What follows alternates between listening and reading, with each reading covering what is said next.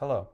We would all like to present our study, Age-Related Differences Between Physical Measures and Cognition. This study and presentation is in accordance with Drs. Nora Fritz and Dr. Diane Adamo. Today, the older population, ages 65 and older in the United States, is steadily growing in number and by year 2030 is estimated to be 20% of the total population. Along with a higher number of our older population, a decrease in independence may be expected in many. A study done by Ange O'Brien and Wilson, done just in 2019, proposes that a decline in cognition may be related to this loss of independence we see. Grip strength has been an excellent predictor and functional biomarker for general strength levels in older adults.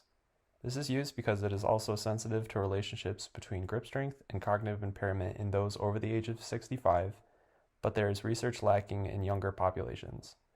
As PTs, we are always looking for physical measures that we can use to provide better accommodations of our patients' needs, and the use of hand dynamometry has been proven to be very effective. A previous study done by Tara et al. Shows scatter plots displaying the Stroop interference score and average grip strength. To reiterate, a higher score on the Stroop indicates higher performance. Each of the points represent a single subject and their Stroop interference score on the x-axis and their grip strength on the score of the y-axis. You can see that in the young age group, there was no significant correlation between Stroop score and grip strength. However, the middle age group did show a significant positive correlation between Stroop score and grip strength. Overall, this is showing that the high grip strength scores are associated with higher Stroop interference scores in the middle age group, but not in the younger age group. Our within group hypothesis is that middle-aged adults with lower grip strength values at year 0 will demonstrate greater declines in grip strength, cognition, and walking distance at year 1. Another hypothesis is that younger adults will not demonstrate a significant change from year 0 to year 1, with the same described variables as above. Our between group hypothesis is compared to young-aged adults, middle-aged adults will demonstrate a greater decline in grip strength, cognitive function, and less walk distance on the 6-minute walk test. Our research was a 1-year longitudinal study where participants were recruited via word of mouth, email, and advertisement on the Wayne State homepage. Subjects were split into 2 groups, a young group who were aged between 20 and 30 years old, and a middle-aged group who were between 45 and 65 years old. To be included in our study, individuals had to be right-hand dominant as determined on the Edinburgh Handedness Scale, the ability to grip without difficulty, sufficient vision and hearing, a passing score of 26 out of 30 on the MOCA, and the ability to walk without any problems. Exclusion included any orthopedic or neurological deficits. Participants were to complete 2 visits that were scheduled 1 year apart. Testing began by having the participants read and sign informed consent, followed by the Edinburgh Handedness Inventory and Montreal Cognitive Assessment to assure that they could be included in the study.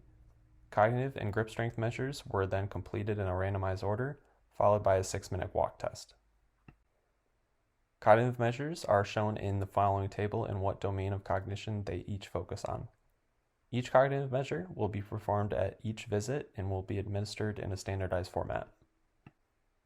Physical measures used in the study included grip strength that was measured using a JMAR hand dynamometer and a standardized subject posture, which is having the wrist in 30 degrees of extension. Any calibration needed or fit adjustment were completed to ensure optimum performance. An average of 3 different trials were recorded for each hand, totaling 6 trials. Feedback and motivation were used in consistent manner to get the best results.